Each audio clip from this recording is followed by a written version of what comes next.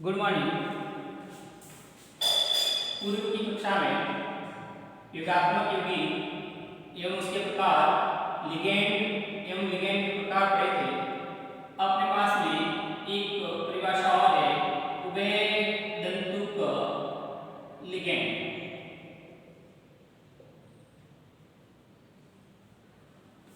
उभयदंतुक ligand एक दंतुक ligand, एक दंतुक ligand जिनमें दाता परमाणु केंद्रीय आयन से उपसहसंयोजक बंध द्वारा जुड़े हो, परंतु एक समय में एक ही दाता परमाणु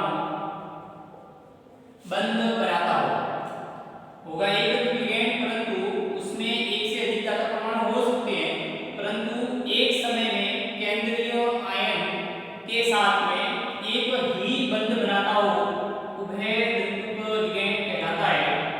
उदाहरण साइनो,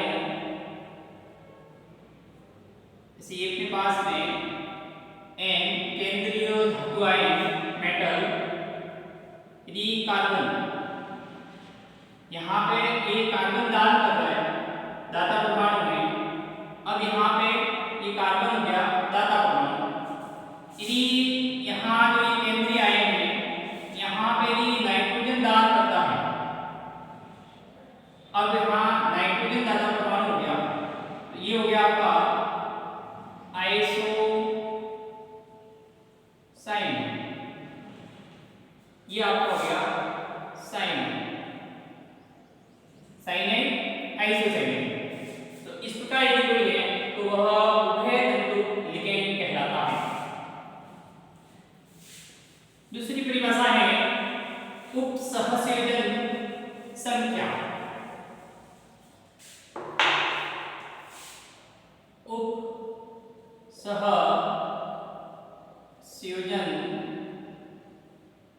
संख्या, तो देखिए केंद्रीय धातु, केंद्रीय आयन या परमाणु, केंद्रीय धातु आयन या परमाणु से जुड़े हुए दाता परमाणु या लिगेंडों की कुल उपसहसंयोजन बंध जितने बनते हैं वह उपसहसंयोजन संख्या कहलाती है। Example,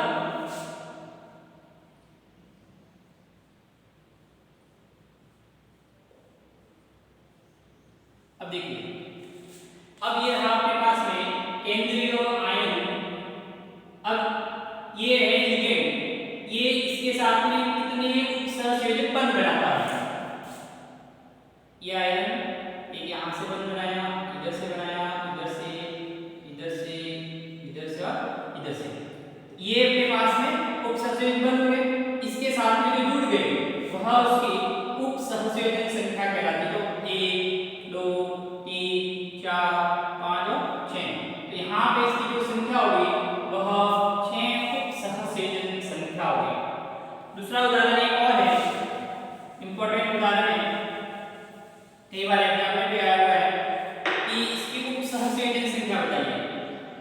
FeOH3 glucose star -3। अब देखिए, यदि इसको देखा जाए तो इसकी सामान्य रूप से उपसहसंयोजन संख्या 3 दिख रही है, क्योंकि एक केंद्रीय आयन को 3 लिगेंडों ने घेर रखा है। ऐसे आप यदि देखते हो तो यहाँ पे ये ऑक्सीडेटिव है, अपन ने आगे भी लिगेंड पढ़ा था, उसमें ये था ऑक्सीडेटिव, तो 1 2 3 होनी चाहिए, परंतु इसकी उपसहसंयोजन संख्या 3 नहीं है। क्यों नहीं है? क्योंकि ये अपने पास में द्विदंतुक लिगेंड है। ऐसा लिगेंड है, द्विदंतुक लिगेंड है, इसलिए ये 3 को 1 2 से गुणा कीजिए 6, तो इसकी उपसहसंयोजन संख्या है वो 6 हो जाएगी। तो ये था उपसहसंयोजन संख्या और उसके उदाहरण। नेक्स्ट है अपने पास में समन्वय मंडल।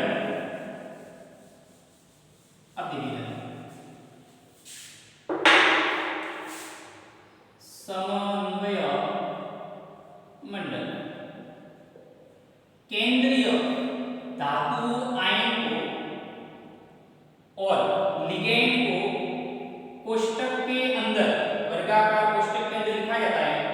उस वर्गाकार कोष्टक के अंदर जिसको लिखते हैं वो जो होता है उसी को समन्वय मंडल कहा जाता है। समन्वय मंडल है वो अनआयनीकृत होता है, अनआयनीकृत होता है। आपको आगे मैंने डेफिनेशन में पढ़ाया था कि ऋणात्मक यौगिक के दो प्रकार पढ़े गए थे। उसमें अपने पास में एक संकुल यौगिक था। उस संकुल यौगिक में जो भाग था वह अनआयनीकृत भाग था, वह समन्वय मंडल कहलाता है। एग्जांपल जैसे आपने लिख दिया K4 FeCN6 और ये कोष्टक हो गया।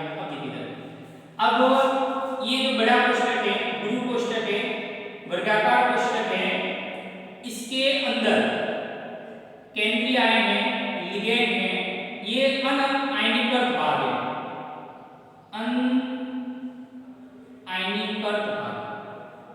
ठीक है, मतलब इसके अंदर वाला भाग, ये वाला जो भाग है ये अपना कौन सा कहलाएगा? समन्वय मंडल।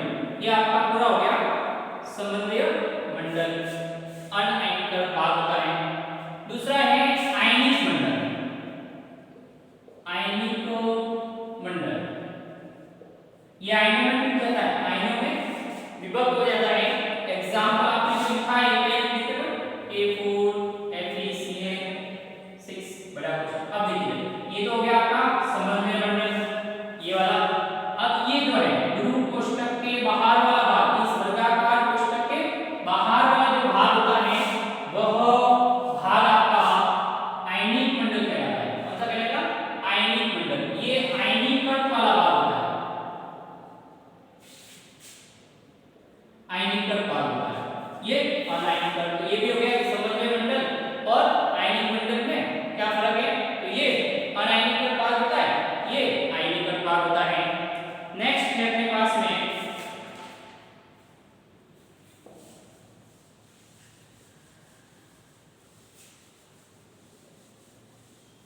समन्वय बहुफलक। समन्वय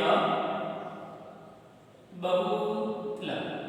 अब देखिए केंद्रीय आयन या परमाणु द्वारा लिगेंड के दिक् स्थान व्यवस्था, दिक् स्थान व्यवस्था कहने का मतलब है तो केंद्रीय आयन या परमाणु लिगेंडों के समूह की दिक् स्थान जो व्यवस्था होती है वह समन्वय बहुफलक कहलाता है। एग्जांपल जैसे मेरे पास में ये केंद्रीय आयन है, यहाँ पे एक लिगेंड आ गया, यहाँ पे एक लिगेंड आ गया, ये लिगेंड, ये लिगेंड और ये लिगेंड। ठीक है, तो ये हो गया समन्वय बहुफलक। तो ये बिना त्रिकोणीय, त्रिकोणीय द्विपिरामिड बहुफलक। इसका नाम हो जाएगा त्रिकोणीय द्विपिरामिड बहुफलक। एक और एग्जांपल वर्गाकार, जैसे ये वाला वर्गाकार बहुफलक, ऐसा हो जाएगा ये वर्गाकार बहुफलक। तो ये था आपके पास में समन्वय बहुफलक। नेक्स्ट है अपने पास में इंपॉर्टेंट टॉपिक है, एग्जाम में कई बार आया हुआ है बोर्ड के प्रश्न में, सीखिए होमोलैक्टिक।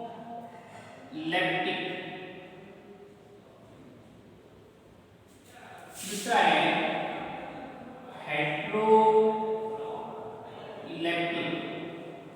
ये इंग्लिश के शब्द हैं। होमो मतलब यहाँ अर्थ है समान, हेट्रो विपरीत, असमान। अब देखिए क्या होता है कि केंद्रीय आयन है चारों ओर कितने लिगेंड जुड़े हुए हैं और वो लिगेंड यदि एक ही प्रकार के जो उपसंयोजक बंध बनाया लिगेंडों ने, यदि वो लिगेंड एक ही प्रकार के हैं तो वह होमोलैक्टिक कहलाता है। अच्छा सा उदाहरण मैंने पहले लिखा था K4 FeCN6। अब देखिए इधर, अब जैसे ये आएगा आपने लिख दिया। अब देखो साइनाइड CN। अब देखो इधर सब साइनाइड सभी यहाँ पर एक ही प्रकार के लिगेंड हैं। ये आपका उदाहरण हो गया होमोलैक्टिक। एक और उदाहरण देखो CONH3 अब इसको देखो, ये जो कोबाल्ट है इसको NH3 अमोनिया एमीन ने घेर रखा है। तो एक ही प्रकार के लिगेंड हो वह होमोलैक्टिक लिगेंड कहलाता है। दूसरा है आपके पास में हेटेरो। अब देखिए यदि केंद्रीय आयन है उसको अलग अलग लिगेंडों ने घेर रखा है तो वह लिगेंड अपने पास में हेटेरोलैप्टिक लिगेंड कहलाता है। एग्जांपल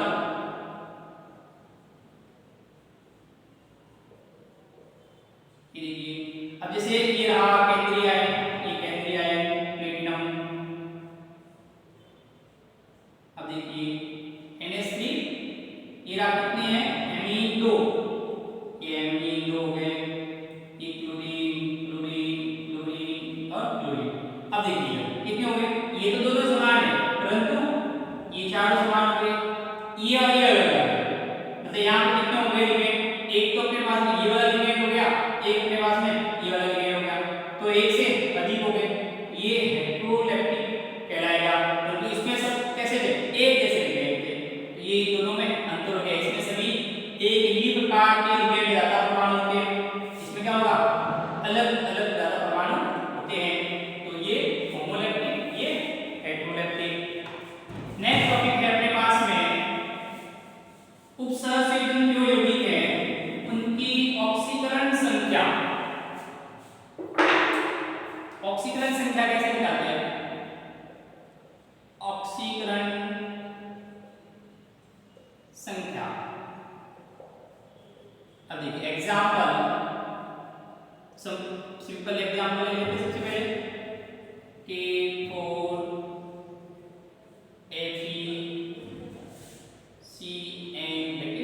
अब देखिए अब जैसे मान लीजिए आपको यहाँ पे तुमको आयरन की ऑक्सीकरण अवस्था निकालनी है, तो जिसकी भी ऑक्सीकरण अवस्था निकालनी है तुमको उसको X मानते हैं। क्या मानते हैं, X मानते हैं। अब पोटेशियम की संयोजकता कितनी है, तो पोटेशियम की संयोजकता माने अब कितने पोटेशियम है यहाँ पे K4 × 4, फिर प्लस एक के बाद एक प्लस करते जाएंगे। फिर अब साइनाइड की कितनी है -1 × कितने हैं 6 बराबर 0। अब ये कितने हो गए प्लस के 4 हो गए, ये प्लस x हो गया प्लस माइनस 1 × 6 हो गए बराबर 0 हो गया। अब ये कितना है x, अब यहाँ प्लस के 4 है माइनस के 6 है, तो कितने हो गए माइनस के 2 हो गए बराबर 0 हो गए। x इसको इधर ले लीजिए तो प्लस के 2 हो गए। अपने x को क्या माना था प्लेटिनम, तो Pt कितना हो गया कितना आयरन, ये आयरन Fe, ये Fe कितनी हो गया +2 हो गया। तो ऐसे हम इसकी ऑक्सीकरण अवस्था निकालते हैं। एक और उदाहरण बताते हैं ऑक्सीकरण अवस्था कैसे निकालेंगे।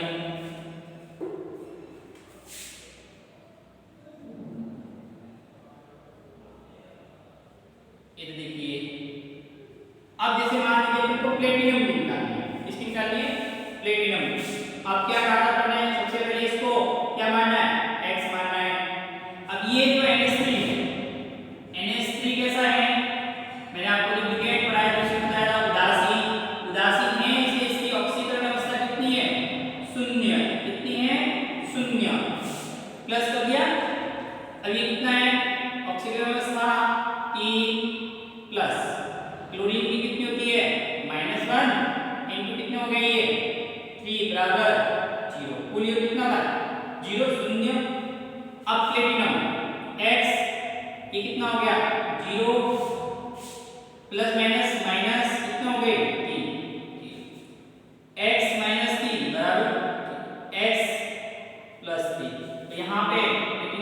आ गया अपने पास में, प्लेटिनम की हो गई आपके पास में +3। ये थी अपने पास में ऑक्सीकरण संख्या निकालना। क्या था? ऑक्सीकरण संख्या निकालना। तो अपन ने आज पढ़ा अपने पास में, सबसे पहले हमने पढ़ा उपसंयोजन संख्या पढ़ लिया आपने, उभयनिष्ठ लिगेंड अपन ने पढ़ा, फिर उसके बाद में